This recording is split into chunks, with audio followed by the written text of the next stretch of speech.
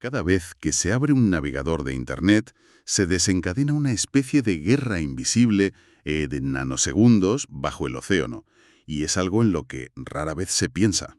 Totalmente. Será por sentado que la información simplemente, flota por ahí en la nube por arte de magia. Exacto, pero al pulsar la tecla de Entro, los datos cruzan el Atlántico a través de cables submarinos que, fíjate, apenas tienen el grosor de una manguera de jardín, y todo esto gestionado por corporaciones transnacionales. Que son, en esencia, las que sostienen todo el peso de nuestra civilización moderna. Es una locura si lo piensas fríamente. Pues sí, y el objetivo de este análisis a fondo de hoy es precisamente diseccionar toda esta anatomía oculta de nuestro mundo conectado.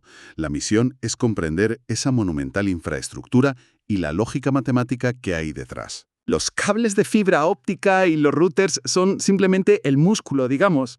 Sí, la fuerza bruta. Eso es. Lo fascinante es el ingenioso diseño lógico e histórico que gobierna esa información. Hay toda una arquitectura invisible, basada en decisiones tomadas hace décadas, que define cómo fluye cada bit de datos hoy en día. Vale, pues vamos a desglosar esto desde la base. Para visualizar este enorme sistema nervioso, resulta súper útil observar cómo se agrupan los dispositivos a nivel local. Porque claro, dar el salto de una red pequeña a una global no es solo cuestión de poner más y más cable. No, ni mucho menos. Es un desafío matemático enorme, un problema de latencia y de redundancia. Exacto. En la escala más íntima, digamos, tenemos la PAN, la red de área personal. Tiene un alcance de apenas 1 metro, pero resuelve la micrologística. Cosas como emparejar unos auriculares inalámbricos por Bluetooth sin saturar todo el espectro electromagnético. Claro, pero el verdadero reto de ingeniería aparece al ampliar ese radio. Cuando pasamos, por ejemplo, a un edificio corporativo, ahí ya entramos en el dominio de la LAN, la red de área local. Que ya abarca hasta 1 kilómetro, ¿verdad? Sí, más o menos, y con velocidades altísimas al ser entornos privados. Pero gestionar el tráfico de cientos de máquinas en un mismo edificio requiere un diseño físico muy meticuloso, lo que llamamos topología de red. Que ha llovido mucho desde los primeros diseños. Ya te digo, históricamente se intentó usar la topología de bus, que era un diseño con un único canal troncal, un solo cable, al que todos los dispositivos se enganchaban. A ver, el problema evidente de ese diseño en bus es que resulta sumamente frágil. O sea, si ese cable principal se corta por lo que sea... Toda la red colapsa al instante. Adiós, muy buenas. Eso es. Y para mitigar eso surgió la topología en estrella. Ahí cada equipo tiene un cable dedicado que confluye en un nodo central, que es un conmutador o switch. Que es una estructura que, recuerda un poco a una gran rotonda urbana. Sí, la analogía de la rotonda central funciona maravillosamente bien a nivel local, porque aísla los fallos individuales. Pero claro, hereda una vulnerabilidad crítica. Si ese switch central pierde energía, absolutamente nadie puede comunicarse. Exacto. Y por eso, a medida que la escala aumenta hacia la MAN, que es la red de área metropolitana para ciudades de unos 10 kilómetros, o la WAN, la red de área amplia para continentes, las cosas cambian. Tienen que cambiar por fuerza. Claro. En las redes metropolitanas, como la televisión por cable, se suele ver la topología en anillo. A menudo anillos dobles para evitar caídas, donde la información va de nodo en nodo. Pero el diseño supremo para la red global es la topología en malla. Claro, volviendo a lo de antes, la analogía de la rotonda se queda corta aquí. En una malla, la estructura es más bien similar al casco antiguo de una ciudad, ¿no? Un laberinto de callejuelas donde si una calle está cortada por obras, siempre hay una ruta alternativa. Eso es, todos los nodos críticos conectados entre sí. Es carísimo de montar, obviamente, pero aporta una redundancia indispensable. Aunque, ojo, el diseño geométrico de los cables es solo la mitad de la ecuación. ¿Te refieres a cómo circulan los datos por dentro? Exactamente. La direccionalidad del flujo dicta cómo se comportan. Al principio, las comunicaciones serán simplex, es decir, una única dirección, como la emisión de una torre de radio, de toda la vida. Que solo emite y tú escuchas. Eso es. Luego pasamos al semidúplex o half-duplex. Ahí la información viaja en ambos sentidos, pero nunca a la vez. Hay que establecer turnos, en plan walkie-talkie. Claro, lo cual hoy en día sería un cuello de botella inaceptable. Ahora todo exige duplex o full duplex, ambos sentidos simultáneamente, como una llamada de teléfono fluida. Sí, totalmente. Y fíjate que la forma de distribuir esos mensajes también cambia según el tamaño de la red. En una LAN pequeña, los mensajes suelen, digamos, gritarse a todos los dispositivos a la vez.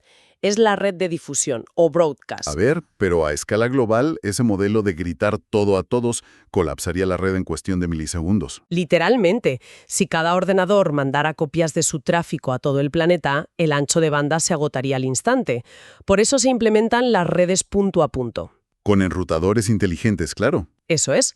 En lugar de gritar al vacío, analizan la dirección de destino y marcan un camino directo, nodo por nodo, entre quien emite y quien recibe. Y claro, todo este entramado tiene que lidiar con dos cosas más. Primero, el salto del ancho de banda angosta, la de los primeros móviles y teléfonos, a la banda ancha actual para videos en 4K. Uf, sí.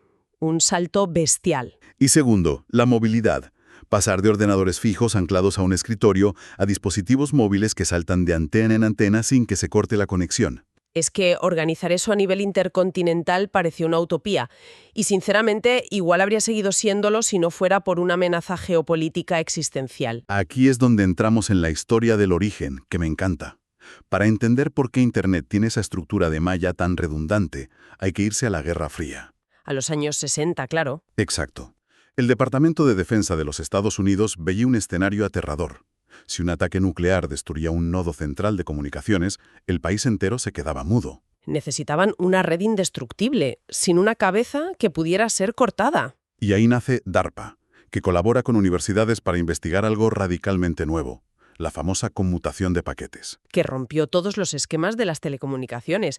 Hasta entonces, las redes abrían un circuito físico ininterrumpido. Si el cable se rompía, la llamada se caía. Como las operadoras antiguas conectando clavijas. Eso mismo. La genialidad de DARPA fue proponer tomar la información, despedazarla en pequeños fragmentitos, que son los paquetes, etiquetar el destino de cada uno y lanzarlos por la red. O sea, cada paquete viaja por rutas totalmente distintas según el tráfico y luego se vuelve a montar todo al llegar.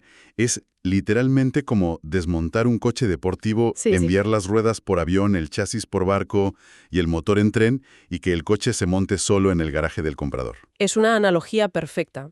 Ese diseño fue el nacimiento de ARPANET.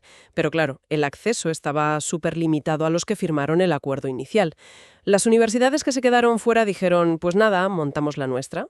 Y fundaron NSFNet en paralelo. Exacto. Y de la colisión y fusión de esas dos grandes ramas surge el germen del Internet moderno. Ya en el 73 había comandos remotos a miles de kilómetros, con Telnet, pero el momento fundacional de verdad ocurre 10 años después, en el 83. El año clave. Es que 1983 es la piedra roseta de la informática. Ahí se adopta universalmente el protocolo TCP y se descarta el antiguo NCP. Claro, hay que imaginarse el panorama. Antes del 83, el hardware militar, los ordenadores universitarios inmensos y las redes comerciales hablaban idiomas totalmente incomprensibles entre sí. No se entendían en absoluto. Nada, el TCP no unificó los aparatos físicos. Lo que unificó fue el idioma. Fue el estándar matemático de cómo empaquetar y enrutar datos. Y esto desató una expansión brutal hasta el año 91. Pero, a ver, seguía siendo un sistema árido, todo con interfaces de texto, código puro y duro. El verdadero catalizador llegó cuando Tim Berners-Lee inventó la World Wide Web. Madre mía, la W. Con el lenguaje HTML y los hipervínculos, de repente una herramienta para ingenieros pasó a ser un espacio visual navegable por cualquiera. Y eso convirtió a Internet en la columna vertebral de la sociedad. La interconexión global, la escalabilidad para meter más ordenadores sin colapsar, el acceso abierto, fomentó una descentralización sin precedentes. Y hoy permea todo. Comunicación, educación, entretenimiento, la banca online, redes sociales, todo. Y funciona gracias a una capa de aplicación muy específica. Usamos HTTP para navegar, FTP para pasar archivos grandes o el clásico SMTP para garantizar que sigan llegando millones de correos electrónicos. Y ojo, aún sobreviven sistemas de grupos de noticias originales en nichos académicos, que es increíble. Sí, manteniendo vivo ese espíritu fundacional, colaborativo. Pero a ver, aquí es donde se pone realmente interesante, y me veo obligado a frenar un momento, porque hay una contradicción monumental en todo esto. A ver, cuéntame. Hemos hablado de una infraestructura que se creó en la Guerra Fría para ser totalmente descentralizada, abierta, sin centro neurológico. Pero en la práctica, hoy en día todo el tráfico mundial depende de unos pocos cables submarinos. Mm, sí, propiedad de 4 grandes corporaciones. Exacto. Entonces, ¿cómo sobrevive el mito de este diseño abierto y resiliente frente a semejante concentración física y económica? Pues mira, es la paradoja más fascinante del ecosistema digital, sin duda. Para desenmarañar esto hay que mirar el sistema de tiers o niveles de red. La jerarquía física es implacable. No todos los proveedores, los ISP, tienen el mismo poder. En la cima están las redes Tier 1. El famoso backbone, la espina dorsal física. Eso es. No son la compañía a la que llamas para que te ponga fibra en casa. Hablamos de titanes con infraestructuras monstruosas bajo los océanos. Nombres como AT&T, Verizon, Lumen, Telxius de Telefónica o Telecom Italia y Sparkle. Y lo fascinante de estas redes Tier 1 no es solo la cantidad de fibra que tienen, sino que la regla de oro que manejan es que jamás pagan a nadie por el tránsito de datos. Exacto, nunca compran ancho de banda. Dependen de acuerdos de interconexión directa, el famoso peering. Como tienen capacidades similares, intercambian el tráfico gratis. Es un pulso de poder, un oligopolio invisible sostenido por acuerdos de no agresión comercial. Pero bueno, un peldaño por debajo tenemos las redes Tier 2. Que son proveedores nacionales o regionales enormes. Pero claro, no cubren el mundo entero.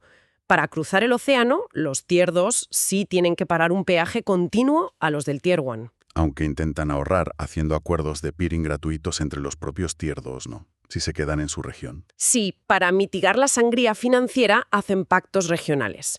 Y luego, en la base de la pirámide, llegamos a las redes Tier 3. El ISP local, el que te tira el cable hasta el router del salón. Exacto. Estos no tienen infraestructura de largo alcance, así que compran el 100% de su ancho de banda a los Tier 2 y luego se lo cobran al consumidor en la factura mensual. A ver, si analizamos el flujo, el dinero viaja en una sola dirección, hacia arriba. El usuario paga al Tier 3, al Tier 2 y el Tier 2 a los gigantes del Tier 1. Y mientras tanto, en la cima, los del Tier 1 mueven el mundo entero sin pagarse ni un euro entre ellos. Su moneda de cambio es pura infraestructura. Es asombroso. Pero claro, entonces, ¿qué significa todo esto? Porque si esta oligarquía controla las carreteras y cualquiera puede conectar un aparato, hace falta poner unas normas.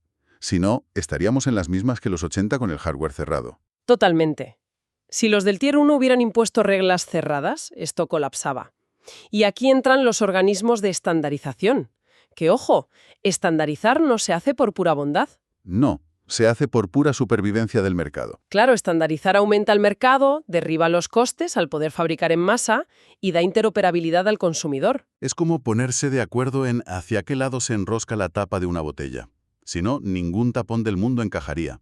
Y gracias a estas normas alguien compra un portátil en Asia, viaja a Europa y se conecta a un router americano sin problemas. Esa es la magia de los organismos internacionales, que son como la diplomacia técnica de Internet. El pilar más antiguo es la ITU, la Unión Internacional de Telecomunicaciones. Que se divide para abarcar todo, ¿verdad? Sí, la I2T define normas para las redes WAN interurbanas. Y luego está la I2R, que es crítica, gestiona las frecuencias de radio en el aire. Claro, sin ellos las señales de móviles, los satélites y los radares militares serían ruidos, interferirían constantemente. Sería un caos. Y la I2D se encarga del desarrollo tecnológico para regiones menos favorecidas. Y luego está el IEEE, el Instituto de Ingenieros Eléctricos y Electrónicos, que a nivel usuario nos toca más porque crearon los estándares para las LAN, como el famosísimo estándar 802.3 del cable Ethernet. Fundamental. Igual que la ISO, que nos dio el modelo OSI, ese marco de 7 capas para entender y diagnosticar redes. Y no podemos olvidar al W3C y a la ISOC, la Internet Society, que velan por el desarrollo abierto de la web. Son un montón de siglas, pero a nivel arquitectónico creo que destacan dos entidades que trabajan juntas. El IAB, que es el consejo que debate el diseño filosófico a largo plazo, y el ITF, que son los que están en las trincheras, solucionando problemas operativos y de enrutamiento a corto plazo, para que la red siga respirando día a día. Y finalmente, para poner orden a los dominios y que esto no sea un mar de números imposibles de memorizar, tenemos a la ICANN, que regula las direcciones IP. Y un dato histórico muy revelador es que la ICANN dependió directamente del Departamento de Comercio estadounidense durante décadas. O sea, un recordatorio geopolítico clarísimo de esos primeros días de DARPA y los laboratorios militares. El contraste de todo este viaje es deslumbrante. Empezamos hablando del alcance de 1 metro de un Bluetooth y hemos acabado en un ecosistema global de cables transoceánicos, de empresas Tier 1, todo atado por esta diplomacia de los estándares. Pasar de un proyecto militar contra ataques nucleares a la mayor infraestructura civil de la humanidad es el mayor logro de nuestra era, sin duda. Sin embargo, todo esto plantea una pregunta importante para reflexionar. Considerando que la conmutación de paquetes nació para esquivar la censura y crear un flujo sin fronteras, ¿qué ocurre en el futuro si estas redes Tier 1 y los organismos de normalización se convierten en herramientas de pura tensión geopolítica? Es un panorama muy tenso. ¿Podría el diseño técnico, la matemática original, resistir esa presión por fragmentar o balcanizar el mundo digital? ¿O acabaremos viendo cómo la red global colapsa y volvemos a islas de información aisladas? Es una reflexión tremenda y un escenario que desde luego nos obliga a seguir muy de cerca cada movimiento tecnológico en los próximos años.